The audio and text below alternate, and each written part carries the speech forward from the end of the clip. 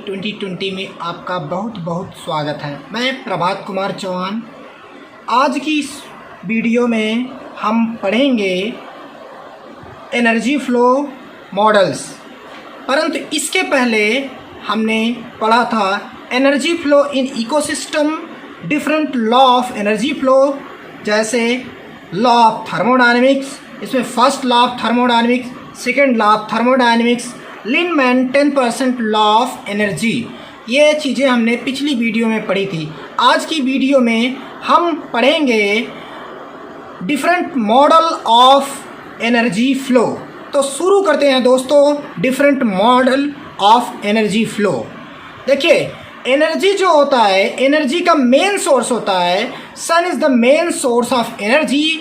Sun emitted energy in the form of radiant energy. Radiant energy जो होती है वो सूरज जो होता है इमिट करता है। सूरज जो होता है एनर्जी को इमिट करता है। अब देखिए, यहाँ से देखिए, जैसे मान लो यहाँ पे सन है। सन जो होता है 100% एनर्जी इमिट करता है। उसका कुछ पूरा का पूरा एनर्जी जो होता है वो पूरी पृथ्वी पे नहीं आता।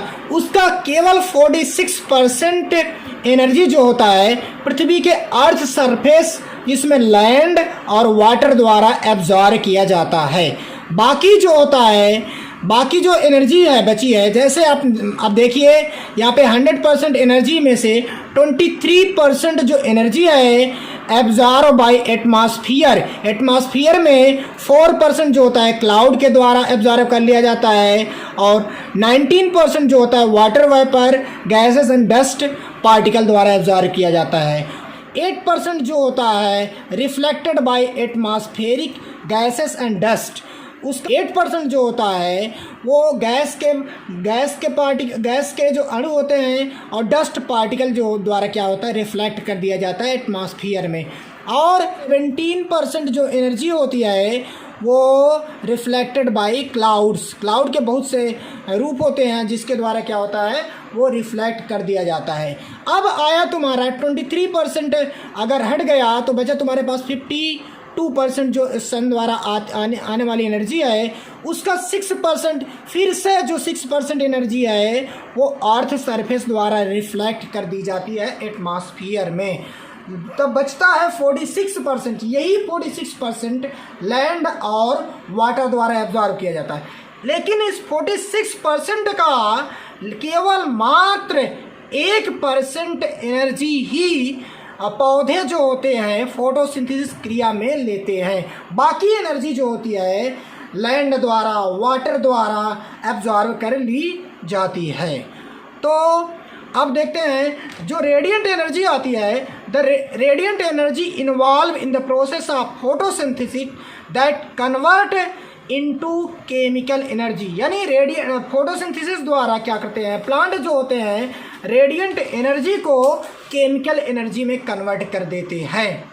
क्योंकि केमिकल एनर्जी का जो फॉर्म होता है वही केमिकल एनर्जी जो होता है एक ट्रॉफिक लेवल से दूसरे ट्रॉफिक लेवल में ट्रांसफ़र होता है। The transfer of food energy from one trophic level to another trophic level is called energy flow. Energy flow क्या होता है? Transfer of food energy. Food energy का कहाँ? One trophic level to another trophic level transfer करना। किसका? Food energy का। यही कहलाता है एनर्जी फ्लो। एनर्जी फ्लो क्या है? एनर्जी फ्लो क्या है? फूड एनर्जी को एक ट्रॉफिक लेवल से दूसरे ट्रॉफिक लेवल में ट्रांसफ़र करना ही कहलाता है आपका energy flow. The flow of energy in an ecosystem is unidirectional. Energy flow हमेशा जो होता है एक इकोसिस्टम में यूनिडायरेक्शनल होता है। Energy flow from producer level to consumer level and never in the reverse direction. मतलब होता है कि ये केवल एक ही डायरेक्शन में होता है, रिवर्स डायरेक्शन में नहीं होता है। A large amount of energy is lost at each trophic level in the form of heat. देखिए, इस जब एनर्जी का एक ट्रॉफिक लेवल से दूसरे ट्रॉफिक लेवल में ट्रांसफ़र होता है तो बहुत अधिक मात्रा में एनर्जी क्या होती है? लॉस हो जाती है। किसके रूप में? इन द फॉर्म ऑफ हीट, ये हीट के रूप में क्या होती है, बहुत अधिक मात्रा में एनर्जी लॉस हो जाती है। इसका मतलब है 90% एनर्जी लॉस हो जाती है, केवल 10% जो होती है एनर्जी एक ट्रॉफिक लेवल से दूसरे ट्रॉफिक लेवल में ट्रांसफ़र होता है। यहाँ पे दिया गया है, it is estimated that 90% of energy lost when it transfer from one trophic level to another trophic level according to second law of thermodynamics। 90% energy जो होती है जब फूड एनर्जी जो होती है एक ट्रॉपिक लेवल से दूसरे ट्रॉपिक लेवल में ट्रांसफ़र होता है, तो उस दौरान पूरी की पूरी 90% एनर्जी जो होती है लॉस हो जाती है, बचती है 10% एनर्जी। वो 10% एनर्जी जो होता है वो एक ट्रॉफिक लेवल से दूसरे ट्रॉफिक लेवल में ट्रांसफ़र होता है। This 90% energy loss in the various activity of body including respiration, excretion and all other daily activities of body। जो 90% एनर्जी लॉस हो रहा है वो कहाँ कहाँ लॉस हो रहा है, वो लॉस होता है पहला तो आप मान लीजिए रिस्पायरेशन में लॉस होता है, दूसरा होता है एक्सक्रेशन में, और भी बॉडी की कुछ एक्टिविटीज़ होती हैं, डेली एक्टिविटीज़ होती हैं, उसमें जो होता है ये एनर्जी 90% जो एनर्जी है वो लॉस होता है। Only 10% energy is transfer from one trophic level to next trophic level. ये जो होता है जब एनर्जी ट्रांसफ़र होता है तो 90% लॉस होता है, वो सेकेंड लॉ ऑफ थर्मोडायनामिक्स के हिसाब से, लेकिन केवल 10% ही एनर्जी जो होता है एक ट्रॉपिक लेवल से दूसरे ट्रॉपिक लेवल में ट्रांसफ़र होता है। इसे according to 10% law of Lindeman का 10% लॉ होता है। इसके अनुसार ये कहा गया है कि केवल एक ट्रॉपिक लेवल से दूसरे ट्रॉपिक लेवल में केवल 10% एनर्जी का लॉस मतलब ट्रांसफ़र होती है। Thus the amount of energy decreases from one trophic level to next trophic level. इस प्रकार क्या होता है, एक ट्रॉपिक लेवल से दूसरे ट्रॉपिक लेवल में जाने पर 10% जैसे मान लो 1000 kilo calorie energy first tropic level में है, दूसरे में जाएगा 100 किलो कैलोरी एनर्जी होता है, यानी 10% एनर्जी ही केवल ट्रांसफ़र होता है एक ट्रॉपिक लेवल से नेक्स्ट दूसरे ट्रॉपिक लेवल में। Transfer of food energy from one trophic level to another trophic level is called energy flow. Energy flow क्या होता है कि एक ट्रॉपिक लेवल से दूसरे ट्रॉपिक लेवल में जाने पर फूड एनर्जी का ट्रांसफ़र होना ही कहलाता है एनर्जी फ्लो। देखिए एनर्जी फ्लो मॉडल, यहाँ पे बहुत एनर्जी फ्लो मॉडल मुख्य रूप से 3 प्रकार के हैं। Single channel energy flow model, दूसरा होता है double channel energy flow model जिसे हम Y shaped energy flow model के नाम से भी जानते हैं, तीसरा होता है यूनिवर्सल एनर्जी फ्लो मॉडल। तो यहाँ पे 3 मुख्य रूप से एनर्जी फ्लो मॉडल हैं जो आपके सामने दिखाए गए हैं। पहला शुरू करते हैं single channel energy flow model. यह देखिए single channel energy flow model किसने तैयार किया था। Single channel energy flow model is proposed by E.P. Odum in 1956। इसे किसने प्रपोज किया था, E.P. ओडम ने। सिंगल चैनल एनर्जी फ्लो को E.P. ओडम ने प्रपोज किया था यानी तैयार किया था, और कब तैयार किया था 1956 यानी 1956 ईस्वी में तैयार किया था। Single channel energy flow model में जो एनर्जी होती है यूनिडायरेक्शनल एनर्जी होती है, यानी वन वे एक ही तरफ होता है, and non cyclic energy flow होता है। इसमें एनर्जी फ्लो क्यों होता है, नॉन साइक्लिक होता है, यूनिडायरेक्शनल एनर्जी फ्लो होता है। देखिए यहाँ पे दिया गया है एनर्जी फ्लो का मॉडल। जैसे देखिए single channel energy flow model अब दिखाया गया है। जैसे प्रोड्यूसर है, प्रोड्यूसर पहला आपका यहाँ पे प्रोड्यूसर है, दूसरा है आपका हर्बीवोरस है, हर्बीवोरस यहाँ पे तीसरा आपको दिख रहा है यहाँ पे कार्निवोरस दिखाई दे रहा है। तो देखिए एनर्जी फ्लो मॉडल में आपको दिखाया गया है कि कुछ एनर्जी जो होती है डिकम्पोजिशन के द्वारा लॉस होती है, कुछ एनर्जी जो होती है रिस्पायरेशन के द्वारा लॉस होती है, और कुछ एनर्जी जो होती है नॉट यूटिलाइज होती है, वो बॉडी से कुछ न किसी न किसी माध्यम से बॉडी से बाहर निकल जाती है हीट के रूप में। वही सेम फार्म होता है हर्बीवोरस में, या वही सेम फार्म होता है कार्निवोरस में। इस तरह जो होता है जैसे मान लो यहाँ पर आप मान लीजिए यहाँ पे मान लो 1000 किलो कैलोरी एनर्जी आपको दिया गया है, किलो कैलोरी एनर्जी यहाँ पे सन द्वारा आई है। अब यहाँ पे अब 10% यहाँ पे जब एनर्जी जाएगी तो यहाँ पे बचेगा 100 किलो कैलोरी एनर्जी। फिर से अगर कुछ एनर्जी डिकम्पोजिशन और रिस्पायरेशन द्वारा जब लॉस हो जाएगा, यहाँ केवल बचता है 10 किलो कैलोरी एनर्जी। इस प्रकार जो होता है 10% लॉ के हिसाब से केवल 10% ही एनर्जी का क्या होता है, एक ट्रॉपिक लेवल से दूसरे ट्रॉपिक लेवल में ट्रांसफ़र होता है। इस प्रकार जो होता है, जो एनर्जी फ्लो मॉडल प्राप्त होता है वो एक प्रकार का यूनिडायरेक्शनल मॉडल प्राप्त होता है हमें। इसे कहते हैं single channel energy flow model. जो एक ही चैनल में एनर्जी को फ्लो करता है उसे कहते हैं single channel energy flow model. देखिए, अब single channel energy flow model के बारे में कुछ और बातें जानते हैं। Single channel energy flow model is directly depend on solar energy. Solar energy यानी सन पर डिपेंड होता है। Due to unidirectional energy flow का मॉडल जो होता है यूनिडायरेक्शनल होता है। The entire system would collapse if source of energy were cut off. अगर एनर्जी जो सन है, सन की एनर्जी को कट ऑफ कर दिया जाए तो पूरा का पूरा जो होता है सिस्टम जो होगा ढह जाएगा, नष्ट हो जाएगा। यानी इसीलिए तो कहा जाता है single channel energy flow model में सूरज से आई ऊर्जा वो प्रोड्यूसर को होगी, प्रोड्यूसर के बाद हर्बीवोरस के बाद कार्निवोरस। अगर प्रोड्यूसर को ही एनर्जी नहीं मिलेगी तो पूरी की पूरी सिस्टम ही क्या कहलाएगी, नष्ट हो जाएगी। Energy of each tropic level decreases in the form of heat during metabolic activities। Metabolic activities जैसे मान लो आप रिस्पायरेशन हो गया, डाइजेशन हो गया, उस दौरान क्या होता है, एनर्जी का कुछ ना कुछ मात्रा क्या होती है, हीट के रूप में बॉडी से बाहर निकाल दी जाती है। अब दूसरा हम पढ़ते हैं Y shaped energy flow model. अब देखिए Y shaped energy flow model में भी वही होता है, से ऊर्जा का मुख्य स्रोत सन होता है। सन से आने वाली एनर्जी प्रोड्यूसर के पास आती है, यानी ग्रीन प्लांट से, ये आपको ग्रीन प्लांट दिख रहा है, ये प्रोड्यूसर है। ग्रीन प्लांट से एनर्जी जो होती है मॉडल 2 चेन में डिवाइड होता है। पहला चेन होता है हर्बीवोरस होता है, दूसरी चेन होती है डेट्रीवोरस होती है। तो 2 चेन में डिवाइड होने के कारण इसका आकार वाई के आकार के दिखने लगता है। देखिए वाई लेटर के आकार का दिखने लगता है, इसीलिए इसे Y shaped energy flow model के नाम से जानते हैं।